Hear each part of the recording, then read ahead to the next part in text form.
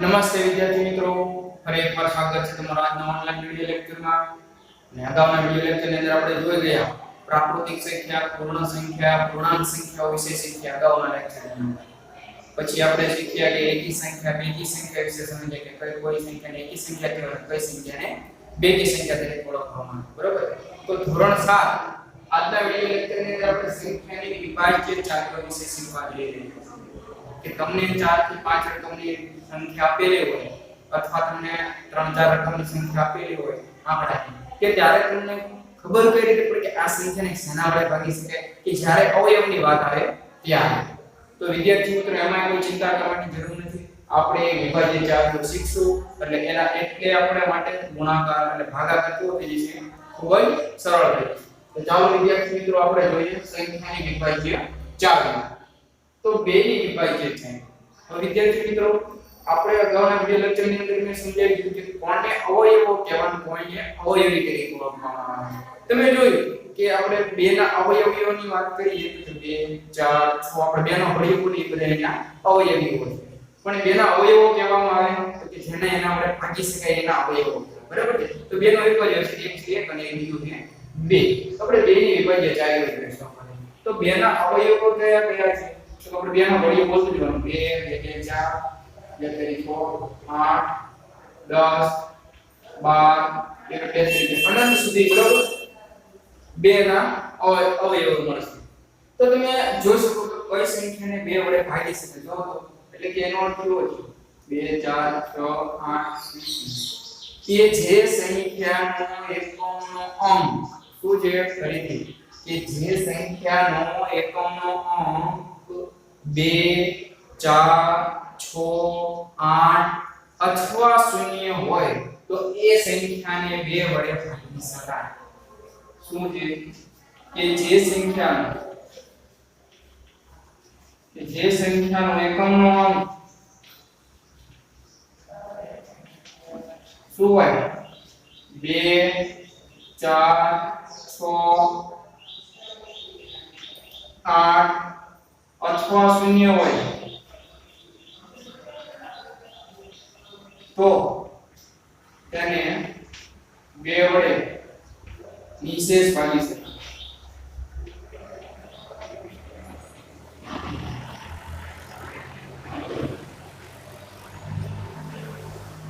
કેટલી સરળ ચાલે છે. કે બેના અવયવો કે 2, 4, 6, 8, 10 અનંત સુધી રીતે આવે. બરાબર? તો જે સંખ્યાના એકમનો આપણે કોઈ સંખ્યા લઈએ. બરાબર છે? ચાલો એક સંખ્યા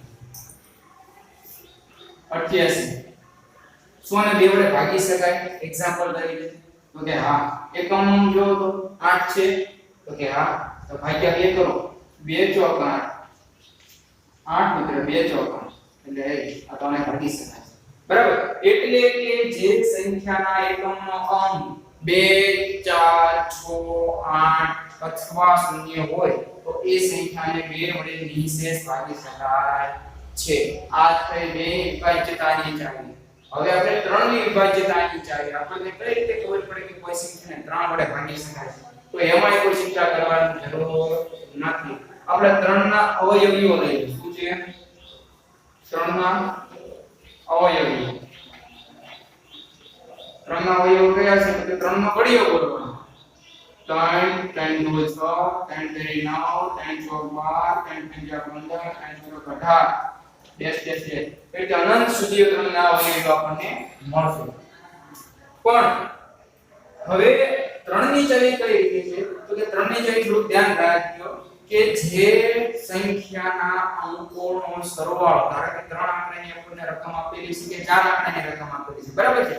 તો કે જે સંખ્યાના અંકોના સરવાળાને 3 વડે ભાગી શકાય તો આખી સંખ્યા જે આપણને આપેલી હોય એ સંખ્યાને આપણે 3 વડે નિશેષ ભાગી શકીએ. તો 3 ના અવયવીઓ કયા કયા થયા? 3 ના અવયવીઓ 3, 6, 9, 12, 15 અને 18 રીતે ઘણા બધા મળે. તો સૌપ્રથમ એક્ઝામ્પલ દ્વારા એને સમજીએ કઈ રીતે આની ચાવી આપણને મળે છે. ધારો કે એક સંખ્યા છે 45 સંખ્યા છે. 45 સંખ્યા એટલે કે આપેલી સંખ્યાના અંકો બે અંકની સંખ્યા છે, જો બંનેનો સરવાળો કરવામાં આવે 4 + 5 કેટલા મળશે? 9 તો આ સંખ્યાને શું 3 વડે ભાગી શકાય છે હા 3 વડે આને ભાગી શકાય 3 ના ઘડિયામાં 9 આવે તો આપેલી સંખ્યા રહી શું છે આ સંખ્યાને ભાગીએ તો 45 ને પણ શું કહેવાય 3 વડે નિશેષ ભાગી શકાય એટલે આની અંદર કે જે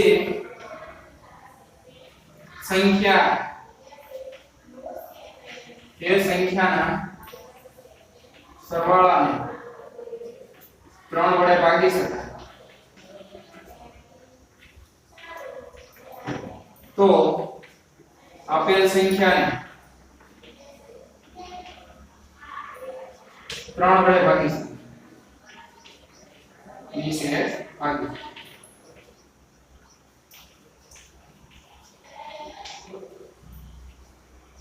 આ છે આપણે 3 ની વિભાજ્યતાની ચાવી હવે 4 ની વિભાજ્યતાની ચાવીઓ તો 4 ની વિભાજ્યતાની ચાવી એમ કહે છે કે જો આપણે 3 અંકની સંખ્યા આપેલી હોય અથવા 4 અંકની સંખ્યા આપેલી બરાબર છે કે જે અંકની છેલ્લા બે એકમ અને દશાંશ કે છેલ્લા બે અંકોને જો 4 વડે ભાગી શકે તો આખી સંખ્યાને 4 વડે ભાગી શકાય તો જે પહેલા લખીએ પછી એક્ઝામ્પલ દ્વારા સમજીએ કે જે સંખ્યાને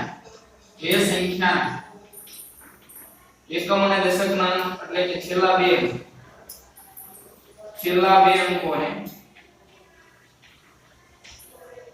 બે અંકોને 4 વડે ભાગી શકાય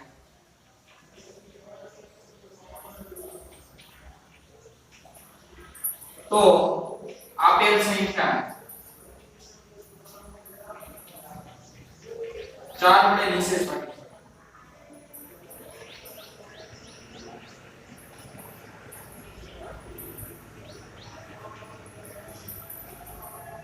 આનો એક્ઝામ્પલ અહીંયા આપણે સમજીએ થોડું બરાબર તો 524 છે છેલ્લા બે અંક કયા છે 24 છે શું 24 ને 4 વડે ભાગી શકાય 24 ભાગ્યા 4 6 ચોક 24 હા તો ભાગી શકાય તો એનો અર્થ શું તો આપેલી સંખ્યા 524 છે એને શેના વડે ભાગી શકાય તો કે 24 એટલે 4 વડે ભાગી શકાય 524 ભાગ્યા 4 4 એકા 4 1 4 તરી 12 0 4 4 એકા 4 આપણે મળશે એટલે કે જે સંખ્યાના છેલ્લા બે અંકોને 4 વડે ભાગી શકાય તો આપેલી સંખ્યાને 4 વડે ભાગી શકાય 5 ના વિભાજ્યતાની ચાવીઓ તો કે 5 ના અવયવો કયા કયા છે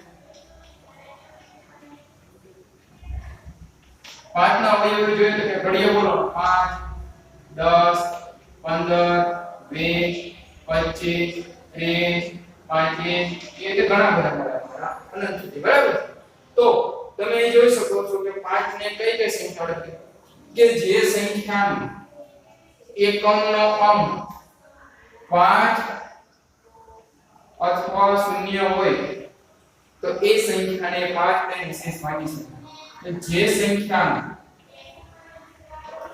એકમનો અંક કે જે સંખ્યાનો એકમનો અંક 0 અથવા 5 હોય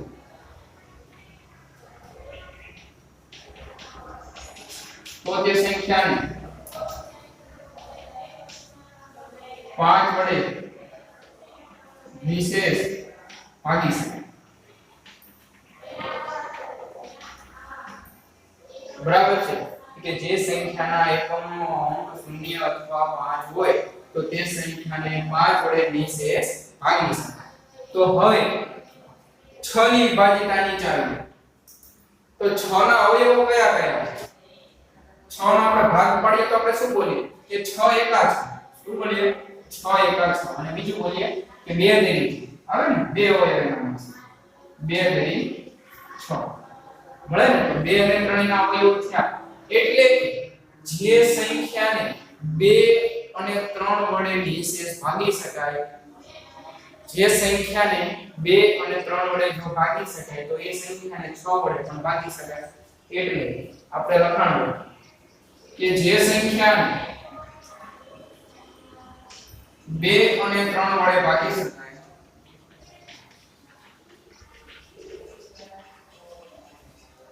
તો એ સંખ્યાને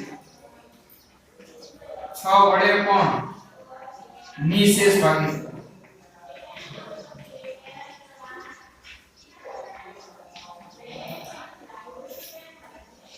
બરાબર. હવે 8 ની વિભાજ્યતા.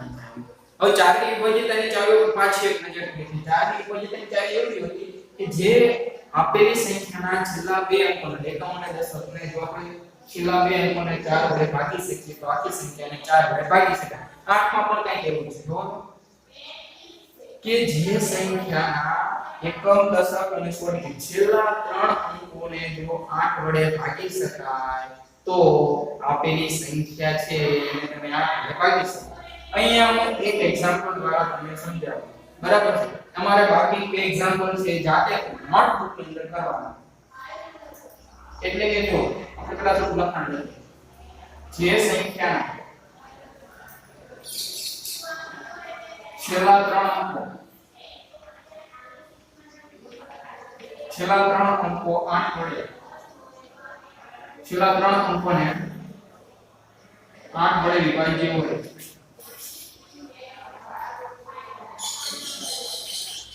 તો તે આપેલ સંખ્યાને શેના વડે ભાગી શકાય કે 8 છે 8 વડે નિશેષ ભાગ.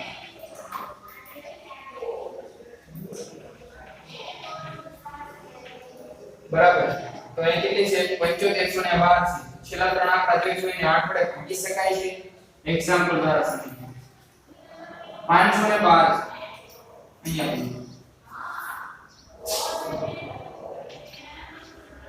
8 નો ઘડિયો બોલો કે 51 ધોરણો છે. 8 તેરી 24 8 ચોક 25 8 8 6 48 પછી વધી જશે 3 બેટા 8 ચોક 32 આ છેલ્લા 3 અંકને જો તમે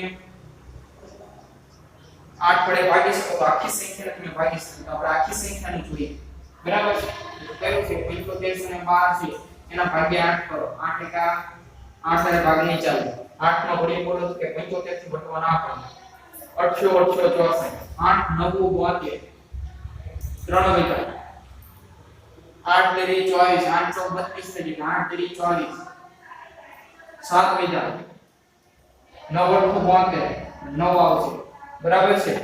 તો 939 નો 8 વડે ગુણાકાર કરવામાં તો આપણને શું મળશે 7512. એટલે કે આ બે જે એક્ઝામ્પલ છે તમારે તમારી જાતે નોટબુક ની અંદર ગણવાનો પ્રયત્ન કરવાનો. એટલે કે 8 ની વિભાજ્યતાની ચાવી શું છે કે જે સંખ્યાના છેલ્લા 3 અંકો એકમ દશક અને શું કે છેલ્લા 3 અંકોને જો 8 વડે ભાગ્ય હોય તો આપેલી સંખ્યા વડે ભાગ્ય થશે તો 8 વડે ભાગ્ય થશે. 9 ની વિભાજ્યતાની ચાવીઓ તો 9 ના અવયવીઓ પેલા લખીએ આપણે. 9 ના અવયવીઓ 9 ના અવયવી ઓ આવે એટલે શું કરવાનું સીધો ઘડી બોલવાનું ચાલુ કરી દેવાનું. 9 એકા 9 9 18 9 27 બરાબર છે. હવે 9 ની વિભાજ્યતાની ચાવી એમ કહે છે કે જો આપેલી સંખ્યાના અંકોના સરવાળા 9 વડે ભાગ્ય હોય તો આપેલી સંખ્યાને 9 વડે વિશેષ ભાગી શકાય. ફરી એકવાર કે જો આપેલી સંખ્યાના સરવાળાને 9 વડે ભાગી શકાય તો આપેલી જે સંખ્યા છે એ તમે શાના વડે ભાગી શકો 9 વડે ભાગી શકો. તો આપણે એક્ઝામ્પલ આપ્યું છે. તો પહેલા આપણે લખાણ લખીએ કે એક્ઝામ્પલ સમજીએ કે જે સંખ્યાના અંકોના સરવાળાને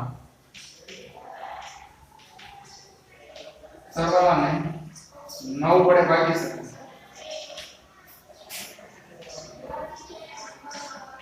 શકાય તો તે સંખ્યાને 9 વડે ભાગી શકાય. તમને થાય આમાં ખબર ના પડે.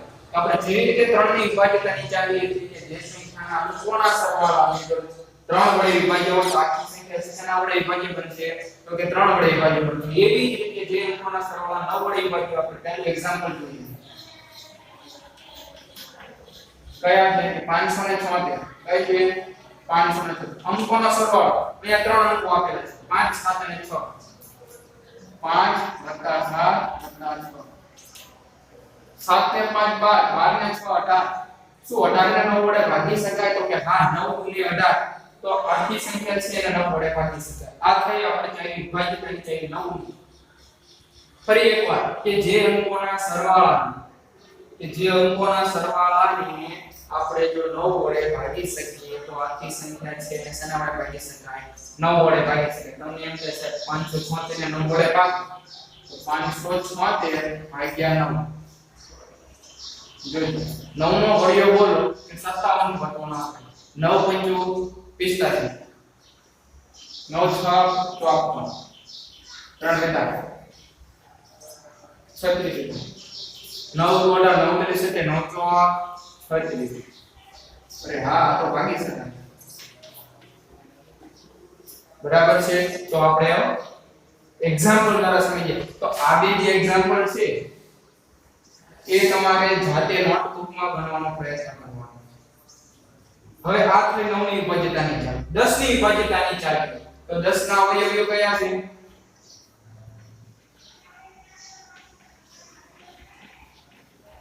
10 ના અવયવીઓ 10 એકા 10 10 2 10 3 10 4 40 1 બરાબર છે. તો જો કઈ સંખ્યાને 10 વડે ભાગી શકાય એટલે કે જે સંખ્યાના એકમનો અંક શૂન્ય છે. જો તો દરેક એકમનો અંક શૂન્ય છે તો એને જ 10 વડે ભાગી શકાય. કે જે અંકના સંખ્યાના એકમનો અંક શું છે? શૂન્ય. તો ये संख्याएं શેના વડે ભાગી શકાય? કે 10 વડે.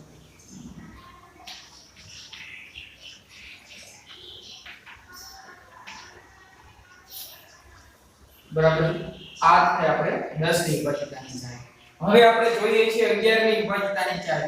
આ એક શીખવા જેવું છે. બરાબર છે. 11 ની વિભાજ્યતાની ચાલ કે જે આપેલી સંખ્યાના એકી સ્થાને રહેલા અંકોનો સરવાળો અને બેકી સ્થાને રહેલા અંકોનો સરવાળો શૂન્ય અથવા 11 નો વિભાજ્ય હોય. શૂન્ય હોય તફાવત શું હોય? શૂન્ય આવે અથવા એ તફાવત તમને 11 નો વિભાજ્ય મળે તો એ સંખ્યા છે ને 11 વડે ભાગી શકાય. તો પહેલા આપણે એનો લખાણ લખીએ અને પછી એક્ઝામ્પલ દ્વારા એને સમજીએ. બરાબર. તો આપેલી સંખ્યામાં એકમના સ્થાને એકી સ્થાને રહેલા અંકોનો સરવાળો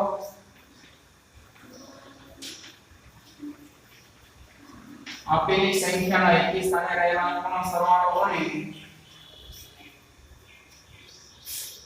બેકી સ્થાને રહેલા અંકોનો સરવાળાનો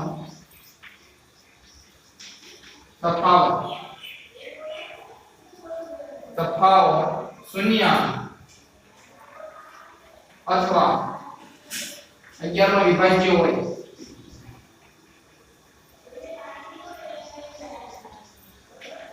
તો એ સંખ્યાને શેના વડે ભાગી શકાય? 11 વડે.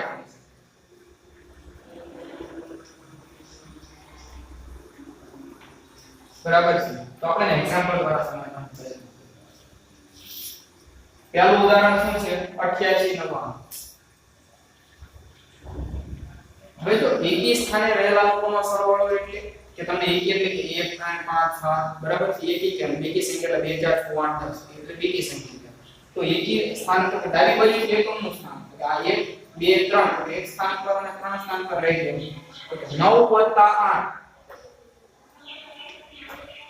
વાંચો ફરીથી કે આપેલી સંખ્યામાં એકી સ્થાને રહેલા અંકોનો સરવાળો આ એકી સ્થાને છે. એક નંબરના સ્થાન પર છે. આ બાજુ 3 નંબરના સ્થાન પર એકી સ્થાન પર રહેલા અંકોનો સરવાળો અને બેકી સ્થાન પર જો તો બેકી 9 + 8 બેકી સ્થાન પર રહેલા અંકોના સરવાળાનો તફાવત એટલે બાદબાકી. જો શું કીધું છે? શૂન્ય આવે અથવા શું આવે? 11 વડે વિભાજ્ય હોય તો સંખ્યાને શું છે? કે 11 વડે ભાગીશું. આને શું છે 9 8 17 ઓછા 17 બરાબર 0. જો તો 0 આવે તો આ જે સંખ્યા છે એને તમે 11 વડે ભાગી શકો છો. જો 11 વડે ભાગો તો 11 8 80 99 બરાબર 11 99 નો 0 થશે. એવી જ રીતે બીજો એક્ઝામ્પલ સમજવાનો પ્રયત્ન 81609 એકી સ્થાન પર રહેલા અંકોનો સરવાળો. તો કે આ 1 2 3 તો એક સ્થાન પર છે, આ 3 સ્થાન પર છે, 4 અને 5 સ્થાન પર. હા 5 સ્થાન બરાબર. તો 1 3 5 નો સરવાળો 1 આ 3 અને આ 5 આ ત્રણનો સરવાળો 9 ને 1 10 9 + 1 + 8. પછી બેકી સ્થાન પર રહેલો 0 + 1 એનો તફાવત લેવાનો. 9 ને 1 10 10 ને 8 18 ઓછા 1 શું આવ્યું કયું છે 81609 અરે 9 6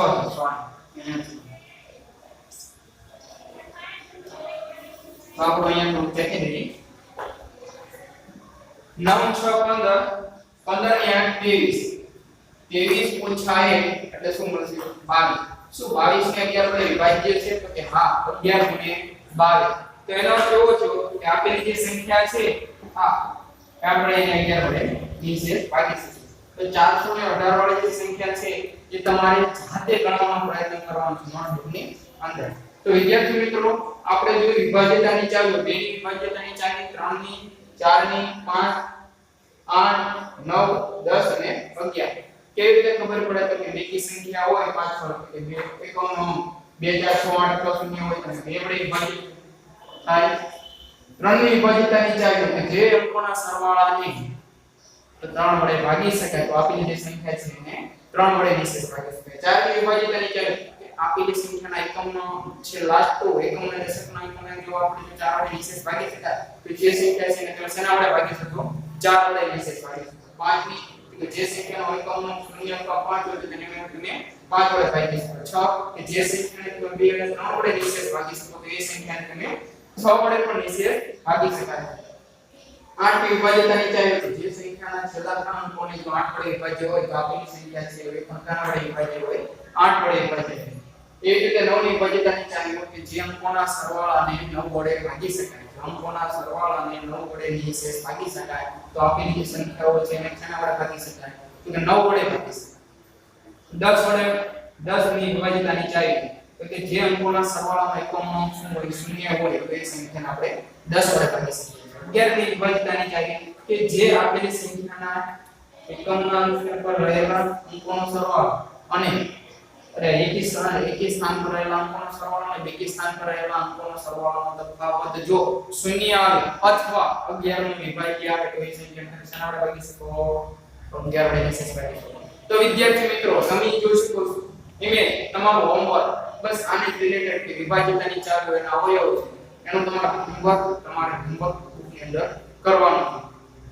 તો વિદ્યાર્થી મિત્રો આજના વિડિયો લેક્ચરમાં આપણે અહીં સુધી રાખીશું. આગળના વિડિયોમાં આપણે અગાઉનો અભ્યાસ કરીશું. Thank you. જય હિન્દ, જય ભારત.